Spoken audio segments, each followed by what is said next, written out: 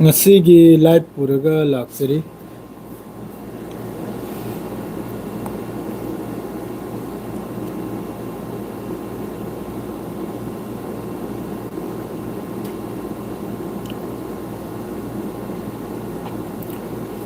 data package lo ge dore 90 GB dagi hauji only 15 GB tani ngai kare data sine bu jar ne pura chakri se Iran Israel lan to no mong dani ko data se kap tani chali se 90 GB ngasi 15 days sida 90 GB unlimited data lerami adu aina suti chakibda minai masam khakna minai gi khasle torum badagi adu gi line du kakhare suti thama suti chapsire thama mana bill pi hodam na maram oiraga hojiki unlimited hojiki aigi fiber do adu magi hojiki kanum du kakthat pi khre line do aina yam kan ho na jai amaka line du join oina ban kariga di video ma upload to bada Samsung S23 sina video ma shoot to badane minute Nepal की minute 13 की video हम कम से कम मान 4 से 3 GB नहीं 4 से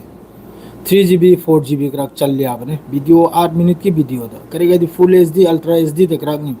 video है shoot और भाई अदुना याम न साउना MB साबनी ना पूरा जर्जर लाउना अखोई की कानून से लोइरिमनी सिदा प्रेस टीवी दगी याम न नुआइबा पाउमा थोलक लेको ईरान की तरफ से यूएस की प्रपोजल सेज out 5 condition for ending imposed war of the source असिदा माने इरिसे रिजेक्ट तौबगी वानी हजिकी अमेरिका की तरफ से नहा मचागी कनोम नाब माना हजिक थमलैबो वाफम दो सिसफायर की मतंगदा यामने चौखत्तबा थर्ड क्लास ओइबो वाफम गांगतरी मान थमलैदो न्यूक्लियर साइट यारगदी अनोबा नही याम सांग्रेदा मिलन नहांगना लाक्त्रिसे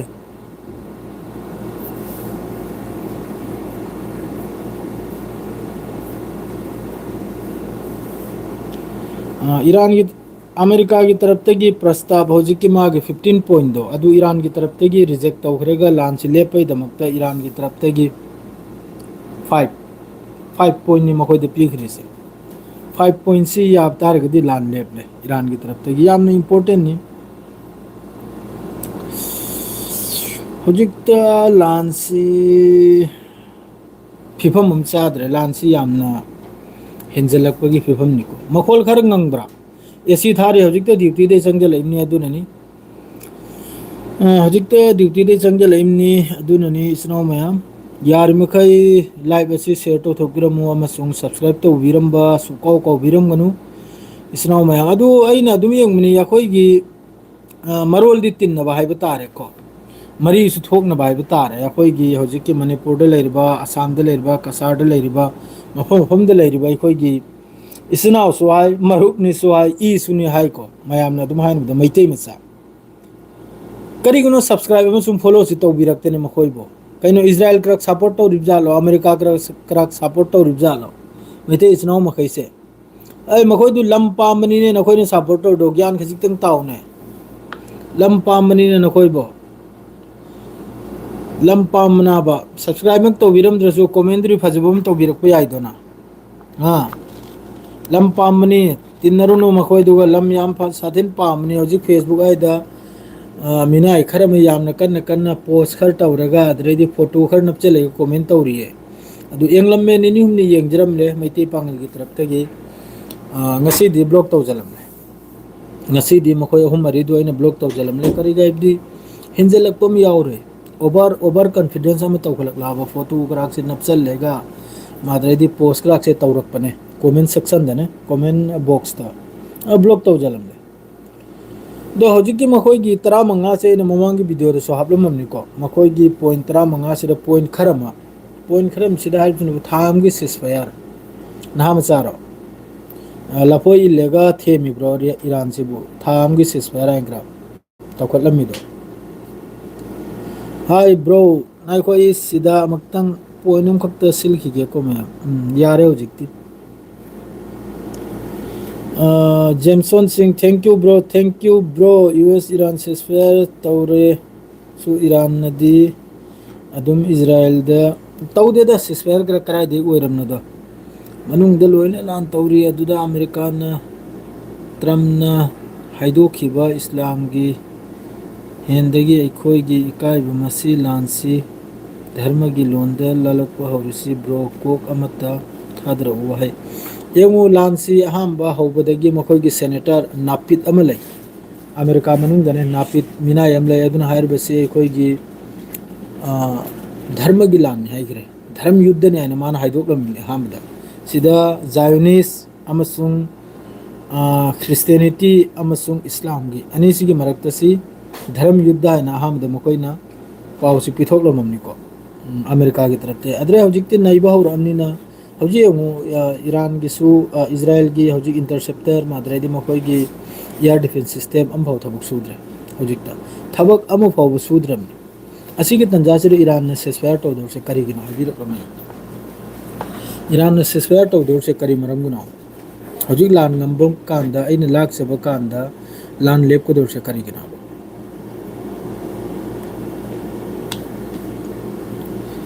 वालेकुम अस्सलाम एमडी तैयब अली ईरान ने बुदी ममांग दे किसु लान से दुंगम ने चलमनि दे ईरान ने ममांग दे किसु अहम ब सोम द मकोइगी मिडिल ईस्ट लाइरिबा मकोइगी राडार मखैसे थुगाई किबदगी अदुम लान से अदुम ईरान ने ngam ने चलमनि किधर जा रहा है क्या हुआ दवा लेने के लिए खांसी जल्दी ठीक नहीं हो रहा है ओ दवा तुम पी लिया पूरा हाँ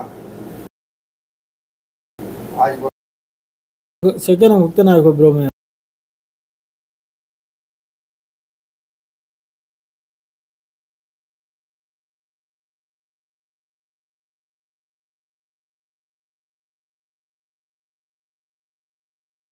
ये साला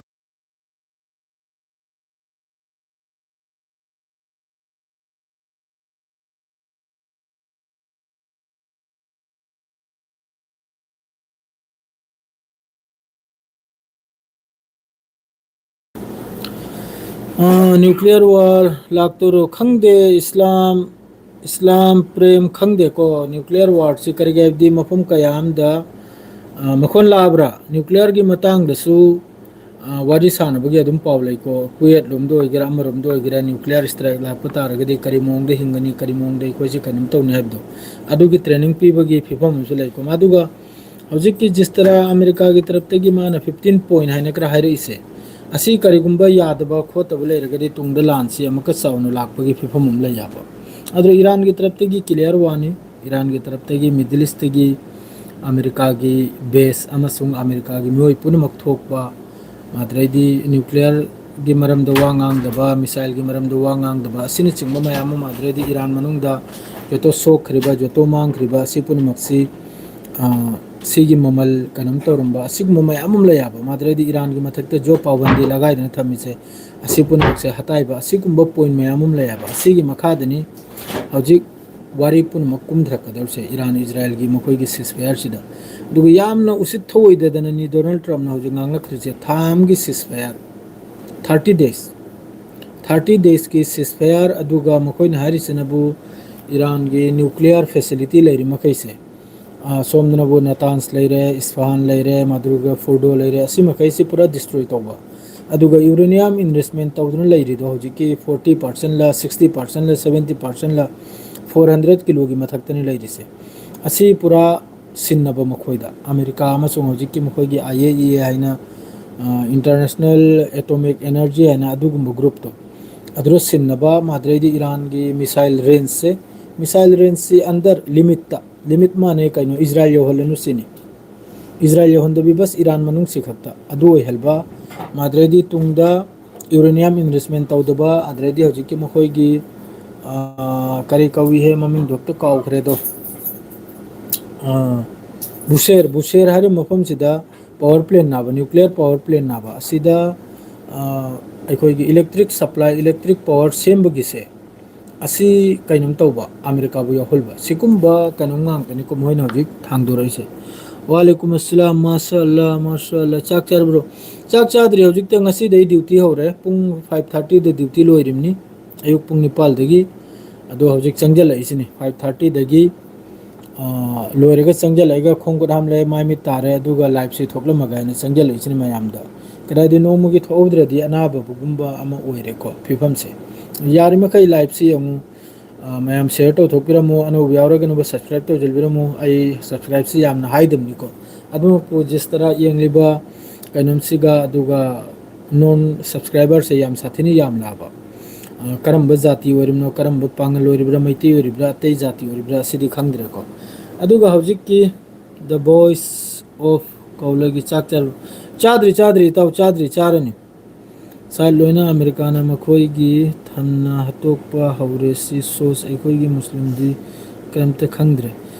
ꯁꯤꯒꯤ ꯃꯇꯥꯡꯁꯤꯗ ꯈꯇꯝ ꯑꯜ ꯑꯝꯕꯤꯌꯥ ꯍꯥꯏꯅ ꯏꯔꯥꯟꯒꯤ ꯃꯈꯣꯏꯒꯤ IRGCꯒꯤ ꯏꯁꯄꯣꯔꯠ ꯄꯥꯔꯁꯟ ꯑꯁꯤꯅꯁꯨ ꯄꯥꯎ ꯑꯃ ꯐꯣꯡꯗꯣꯔꯛꯏ ꯅꯦꯇꯣ ꯏꯁꯂꯥꯃꯤꯛ ꯅꯦꯇꯣ ꯁꯦꯝꯕ ꯍꯥꯏꯅ ꯏꯁꯥ ꯏꯁꯥꯅ ꯉꯥꯛ ꯁꯦꯜꯕ ꯃꯐꯝꯁꯦ ꯏꯁꯥ ꯏꯁꯥꯅ ꯀꯩꯅꯣꯝ ꯇꯧꯕ ꯍꯥꯏꯅꯅꯦ ꯁꯤꯒꯤ ꯔꯤꯖꯟꯁꯤꯗꯅꯦ ꯑꯃꯦꯔꯤꯀꯥꯕꯨ ꯆꯪꯍꯟꯗꯕ ꯁꯤꯒꯨꯝꯕꯒꯤ ꯄꯥꯎ ꯑꯃꯁꯨ ꯃꯈꯣꯏꯒꯤ ꯇꯔꯞꯇꯒꯤ ꯈꯇꯝ ꯑꯜ ꯑꯝꯕꯤꯌꯥꯒꯤ ꯇꯔꯞꯇꯒꯤꯅ ꯐꯣꯡꯗꯣꯔꯛꯑꯕꯅꯤ ꯑꯃꯦꯔꯤꯀꯥꯕꯨ ꯄꯨꯔꯥ ꯁꯤꯒꯤ ꯃꯅꯨꯡꯁꯤꯗ ꯃꯤꯗꯜ ꯏꯁꯁꯤꯗ ꯁꯨꯞꯆꯪ ꯆꯪꯍꯟꯗꯕ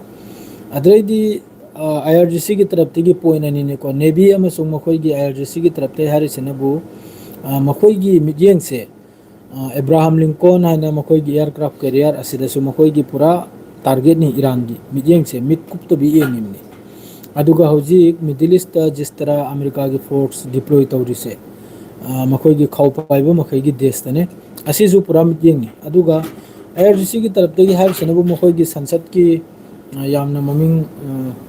ꯂꯩꯔꯕ ꯃꯤꯑꯣꯏ ꯑꯃꯈꯛꯅꯤꯀꯣ ꯑꯁꯤꯅ ꯍꯥꯏꯔꯤꯁꯤꯅꯕꯨ ꯃꯈꯣꯏ ꯉꯥꯏꯔꯤꯁꯤꯅꯤ ꯑꯃꯦꯔꯤꯀꯥꯒꯤ ꯐꯣꯔꯁ ꯆꯪꯂꯛꯄꯁꯤ ꯏꯔꯥꯟ ꯃꯅꯨꯡꯗ ꯈꯣꯡ ꯇꯥꯔꯛꯄꯁꯤ ꯃꯈꯣꯏ ꯆꯍꯤ 10ꯗꯒꯤ ꯉꯥꯏꯔꯤꯕꯅꯤ ꯁꯤꯅꯤ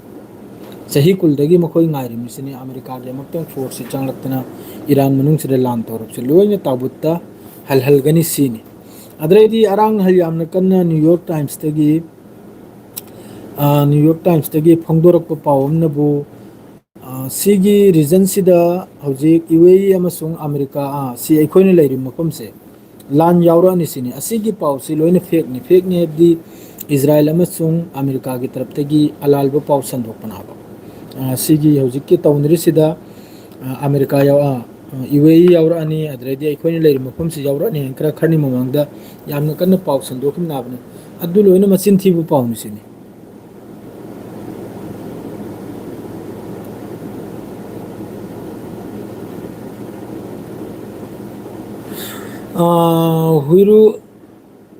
ꯍꯨꯏꯗ꯭ꯔꯣꯝ ꯃꯦꯟꯗ꯭ꯔꯣ ꯍꯥꯏꯔꯤꯕ꯭ꯔꯥ ꯀꯔꯤꯅꯣ ꯃꯤꯡꯁꯦ ꯑꯩ ꯈꯪꯗ꯭ꯔꯦꯀꯣ ꯃꯤꯡ ꯃꯈꯩꯁꯦ ꯑꯝꯇ ꯄꯥꯕ ꯊꯣꯛꯇꯦ ꯁꯦꯡꯅ ꯍꯥꯏꯖꯕꯗ ꯋꯥꯔꯧꯕꯤꯕ ꯇꯧꯕꯤꯒꯅꯨ ꯌꯥꯝ ꯁꯥꯊꯤꯅ ꯁꯤꯔꯤꯕꯅꯤ ꯏꯖꯔꯥꯏꯜ ꯃꯅꯨꯡꯁꯤꯗ ꯌꯥꯝ ꯁꯥꯊꯤꯅ ꯁꯤꯔꯤꯕꯅꯤ ꯌꯥꯝ ꯁꯥꯊꯤꯅ ꯁꯣꯛꯏꯕꯅꯤ ꯌꯥꯝ ꯁꯥꯊꯤꯅ ꯆꯥꯏꯔꯤꯕꯅꯤ ꯃꯈꯣꯏꯒꯤꯗ ꯃꯤꯗꯤꯌꯥ ꯆꯪꯍꯟꯗꯦ ꯍꯧꯖꯤꯛ ꯐꯥꯎꯕꯗ ꯏꯔꯥꯟ ꯃꯅꯨꯡꯗ ꯁꯤꯔꯤꯁꯤ ꯃꯤ 1,500,000 ꯁꯨꯈ꯭ꯔꯦꯀꯣ ꯁꯍꯤꯠ ꯑꯣꯏꯈ꯭ꯔꯤꯁꯦ ꯏꯔꯥꯟ ꯃꯅꯨꯡꯗ ꯑꯉꯥꯡꯅ ꯀꯩꯅ ꯁꯤꯗ ꯑꯉꯥꯡ ꯑꯃꯁꯨꯡ ꯇꯤꯆꯥꯔ ꯃꯈꯣꯏ ꯃꯁꯤꯡ 243ꯔ ꯀꯩꯅꯣꯅꯤ ꯆꯤꯜꯗ꯭ꯔꯦꯟ ꯑꯩꯈꯣꯏꯒꯤ ꯏꯁꯇꯨꯗꯦꯟ ꯑꯉꯥꯡ ꯑꯗꯨꯒ ꯂꯣꯏꯅꯅ ꯇꯤꯆꯔ ꯌꯥꯎꯅ 243ꯅꯤ ꯍꯧꯖꯤꯛ ꯐꯥꯎꯗ ꯁꯍꯤꯠ ꯑꯣꯏꯔꯤꯁꯦ ꯑꯗꯨꯝ ꯇꯧꯗꯅ ꯏꯖꯔꯥꯏꯜ ꯃꯅꯨꯡꯁꯤꯗꯁꯨ ꯌꯥꯝ ꯁꯥꯊꯤꯅ ꯁꯤꯔꯤꯕꯅꯤ ꯉꯔꯥꯡ ꯅꯍꯥꯟꯗꯒꯤꯗꯤ ꯌꯥꯝ ꯁꯥꯊꯤꯅ ꯁꯤꯔꯕꯅꯤꯀꯣ ꯁꯤꯔꯁꯨ ꯃꯈꯣꯏꯒꯤꯗꯨꯗ ꯉꯁꯥꯏꯒꯤ ꯃꯤꯗꯤꯌꯥꯗꯨ ꯆꯪꯍꯟꯗꯕꯅꯤꯅ ꯃꯈꯣꯏꯗꯨꯗ ꯄꯥꯎꯗꯨ ꯊꯣꯛꯂꯛ ꯇꯥꯕ ꯈꯥꯎ ꯄꯥꯏꯔꯁꯨ ꯍꯧꯖꯤꯛ ꯐꯥꯎꯕ ꯌꯦꯡꯉꯨ ꯈꯥꯎ ꯄꯥꯏ ꯍꯥꯏꯕꯕꯨꯗꯤ ꯂꯣꯏꯅꯃꯛꯁꯨ ꯈꯪꯉꯤꯕꯅꯤꯀꯣ ꯃꯈꯣꯏꯅ ꯏꯌꯥꯔ ꯏꯁꯄꯦꯁ ꯄꯤꯔꯤ ꯑꯃꯁꯨꯡ ꯏꯌꯥꯔ ꯕꯦꯁ ꯄꯤꯔꯤꯀꯣ ꯑꯗꯨ ꯑꯣꯏꯔꯁꯨ ꯃꯈꯣꯏꯒꯤ ꯇꯔꯞꯇꯒꯤ ꯏꯔꯥꯟꯅ ꯉꯁꯤ ꯅꯨꯃꯤꯠ 15ꯅꯤ 13ꯅꯤ ꯀꯔꯥꯛ ꯗꯦꯁ ꯑꯃꯒꯤ ꯃꯊꯛꯇ ꯂꯥꯟ ꯇꯧꯔꯛꯄ ꯀꯔꯥ ꯍꯥꯏꯕꯁꯦ ꯌꯥꯝꯅ ꯂꯨꯈ꯭ꯔꯕ ꯋꯥꯐꯝꯅꯤ ꯏꯆꯤꯟ ꯏꯅꯥꯎꯁꯤꯡ ꯈꯟꯗꯅ ꯌꯦꯡꯉꯨ ꯅꯨꯃꯤꯠ 13ꯅꯤ 14ꯅꯤ ꯁꯨꯔꯝꯅꯕ ꯂꯥꯟꯁꯦ ꯏꯔꯥꯟꯒꯤ ꯇꯔꯞꯇꯒꯤ ꯃꯤꯗꯜ ꯏꯁꯇ ꯖꯣꯇꯣ ꯂꯩꯔꯤꯕ ꯀꯇꯔ ꯑꯣꯏꯒꯦꯔꯥ ꯗꯨꯕꯥꯏ ꯑꯣꯏꯒꯦꯔꯥ ꯁꯥꯎꯗꯤ ꯑꯣꯏꯒꯦꯔꯥ ꯑꯣꯃꯥꯟ ꯑꯣꯏꯒꯦꯔꯥ ꯑꯁꯤꯗ ꯏꯁꯇ꯭ꯔꯥꯏꯛ ꯇꯧꯗꯨꯅ ꯂꯥꯛꯏꯕꯅꯤ ꯑꯗꯨꯕꯨ ꯑꯜꯍꯝꯗꯨꯂꯤꯜꯂꯥ ꯍꯧꯖꯤꯛ ꯐꯥꯎꯕ ꯁꯣꯝꯒꯤ ꯇꯔꯞꯇꯒꯤ ꯍꯜꯒꯦ ꯍꯥꯏꯔꯗꯤ ꯍꯜꯕ ꯌꯥꯔꯝꯃꯅꯤ ꯈꯔ ꯃꯥꯡꯖꯔꯁꯨ ꯈꯔ ꯁꯣꯛꯆꯔꯁꯨꯅꯦ ꯍꯟꯗ꯭ꯔꯤꯁꯤꯅꯗꯤ ꯃꯈꯣꯏꯁꯨ ꯑꯆꯥꯛꯄ ꯑꯃ ꯂꯩꯌꯦꯕ ꯃꯈꯣꯏꯁꯨ ꯑꯆꯥꯛꯄ ꯑꯃ ꯂꯩ ꯍꯥꯏꯕꯗꯤ ꯖꯤꯁꯇꯔꯥ ꯍꯧꯖꯤꯛ ꯁꯤꯒꯤ ꯔꯤꯖꯟꯁꯤꯗ ꯑꯃꯦꯔꯤꯀꯥ ꯑꯃꯁꯨꯡ ꯏꯖꯔꯥꯏꯜꯅ ꯗꯕꯗꯕा ꯇꯧꯔꯤꯁꯦ ꯏꯖꯔꯥꯏꯜꯅ ꯃꯅꯤꯡ ꯃꯈꯥ ꯇꯧꯔꯤꯁꯦ ꯃꯈꯣꯏꯁꯨ ꯉꯥꯡꯕ ꯉꯝꯗꯕ ꯑꯗꯩꯗꯤ ꯂꯥꯟ ꯊꯦꯡꯅꯕ ꯉꯝꯗꯕ ꯑꯗꯨꯒꯨꯝꯕꯒꯤ ꯑꯆꯥꯛꯄ ꯑꯃ ꯌꯥꯎꯔꯒ ꯏꯔꯥꯟꯁꯤ ꯇꯧꯅꯤꯡꯕ ꯇꯧꯔꯣ ꯑꯗꯨꯒꯨꯝꯕꯩ ꯃꯑꯣꯡ ꯅꯥꯕ ꯃꯅꯨꯡꯗ ꯀꯔꯤ ꯑꯩꯒꯤ ꯃꯤꯠꯌꯦꯡꯗꯅꯤꯀꯣ ꯍꯥꯏꯔꯤꯁꯦ ꯅꯈꯣꯏ ꯃꯌꯥꯝꯒꯤ ꯃꯤꯠꯌꯦꯡꯗꯗꯤ ꯀꯔꯤꯅꯣ ꯈꯪꯗꯦ ꯌꯦꯡꯉꯨ 15ꯅꯤ 13ꯅꯤ ꯂꯒꯥꯇꯥꯔ ꯗꯦꯁ ꯑꯃꯒꯤ ꯃꯊꯛꯇ ꯃꯤꯁꯥꯏꯜ ꯀꯥꯞꯁꯤꯜꯂꯛꯄ ꯗ꯭ꯔꯣꯟ ꯀꯥꯞꯁꯤꯜꯂꯛꯄ ꯍꯥꯏꯕꯁꯤ ꯌꯥꯝꯅ ꯂꯨꯈ꯭ꯔꯕ ꯄꯣꯠꯅꯤ ꯑꯩꯈꯣꯏ ꯏꯟꯗꯤꯌꯥꯗ ꯑꯃꯨꯛꯇ ꯀꯥꯞꯁꯤꯜꯂꯛꯎꯗꯨꯅ ꯏꯟꯗꯤꯌꯥꯅ ꯍꯜꯂꯣꯏꯔꯥ 100% ꯍꯜꯒꯅꯕ ꯑꯗꯨꯃꯛꯄꯨ ꯏꯔꯥꯟꯒꯤ ꯇꯔꯞꯇꯒꯤ ꯃꯥꯏꯀꯩ ꯃꯔꯤꯗ ꯃꯈꯣꯏꯒꯤ ꯑꯦꯂꯥꯏꯟꯁꯁꯤꯗ ꯌꯦꯡꯉꯨ ꯁꯣꯝꯗꯒꯤ ꯁꯥꯎꯗꯤ ꯂꯩꯔꯦ ꯀꯇꯔ ꯂꯩꯔꯦ ꯕꯦꯍꯔꯟ ꯂꯩꯔꯦ ꯗꯨꯕꯥꯏ ꯂꯩꯔꯦ ꯏꯔꯥꯛ ꯂꯩꯔꯦ ꯏꯔꯥꯟ ꯃꯥꯗ꯭ꯔꯩꯗꯤ ꯀꯨꯋꯦꯠ ꯂꯩꯔꯦ सी मखैसिदा कापचलइबनाब ईरान की अदुगसु सोम की तरफ हजू फाउबा लुंग अम लंजंद्रिसे सी यामना खलननिंगाई वानी सी यामना इम्पोर्टेंट ओइग्रो वाफमनिको याम साथीने जरूरी ओइबो वाफमनी अखोई अदुमता कनम तौ याइना सऊदी ओइगेरा अमा ओइगेरा अखोइना फत्तबा ngangiसे ngangloi karagadi मखोइ सिदसु लैरिमनि खुचु खुला याम साथीन लैरिमनि F-35 F-16 F-22 लोइना बस सीजनिंगाई लानमी मसिंगलिक याबे वातनाबने लैरिमनाबा क्रूज मिसाइल अमु मिसाइल सि लोइना अमेरिका दगी लैरेगा जापान दगी लैरेगा कोरिया दगी लैरेगा चाइना दगी लैरेगा लोइन थमिमनाबा एडवांस वेपन मसे मखैसे अदोरसु मखोइ यूज तौदाबा ईरान की अगेंस्ट मखोइ यूज तौदाबा अदरगी जिस तरह ये दुनिया की हलचल से करीनो ईरान से हजिक माइकी मेरी दिगी सपोर्ट तौर याबा इंडिया दगी अखोइगी मुलुक दगी जिस तरह ईरान बु सपोर्ट लाइसे अल्हम्दुलिल्लाह हाइनिंगाई तमनिंगा लेते इसनो में सना लुपा कोल लांग गारी गुरी लोइन योंथोकलेगा मतेंग तौरनि जम्मू कश्मीर मफम खुदिंदगी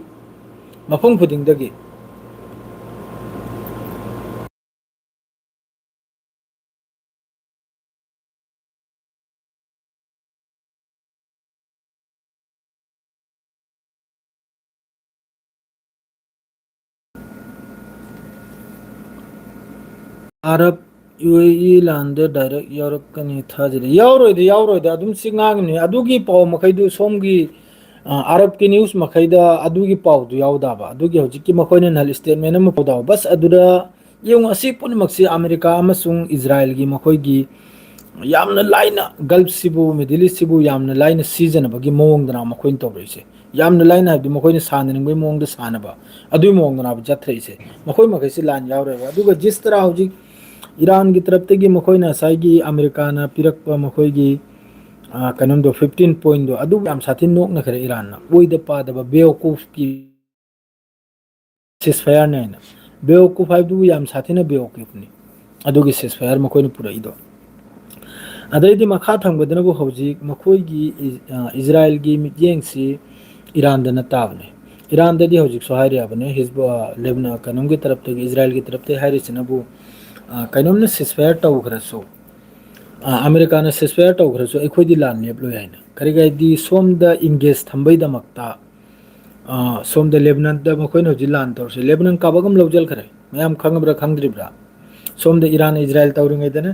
लेबनान काबक अमा लौजल खरे इजराइल की तरफ तगी अदुरा मखोइगी रिफ्यूजी मी ताहलबगी अदुगुम्बे प्लानिंग फाउ कुमथखरे को हजिक मोइगी Ritali Nitali river हाइब्रा अदुगी नयायो फाउबा चंगजल खरमनी मखोइगी ground force से आईडीएफ की अदुम तौदना अदुम लौजल खिदोनी लेबनान आही सोमदा इंगेज जब तक सोमदा लान तक चल बिदो तोकते इजराइल की आईडीएफ की तरफ तगी ना हमदुमाई चंगजल बिदो तोकता मदुगा गाजा दसु हजुक फाउद मी सात्रे ने साइने पाउद्रा हैरममनिको मी चात्रे सुरमनी सैड और से सिसफायर की मतुंगदा दो जिस तरह हजुक ईरान द मखोइना थाम सिसफायर नि हारिसे थाम की सिसफायर तौबा दुगा आई नोक सुनोनी लई अदुगी मखोइगी हजुकी 15 पॉइंट यामना साथीना थर्ड क्लास ओइग्रबो पॉइंट निको यूरेनियम न्यूक्लियर साइट डिस्ट्रॉय तो हरपगुंबगा न्यूक्लियर साइट डिस्ट्रॉय तो हरपगुंबगा अदरैदी यूरेनियम इनरिचमेंट तो पिथोरो हरपगुंबगा सुपोय ओइखिद्रबा सुया कनम तौखिद्रबा अदुगुंबा कनम ngangtani kum hoina hairaise demand tawraise ceasefire gi damakta adru sirasu yaroy madredi somda hizbullah gi secretary general sheikh naim qasimi na amakhak lai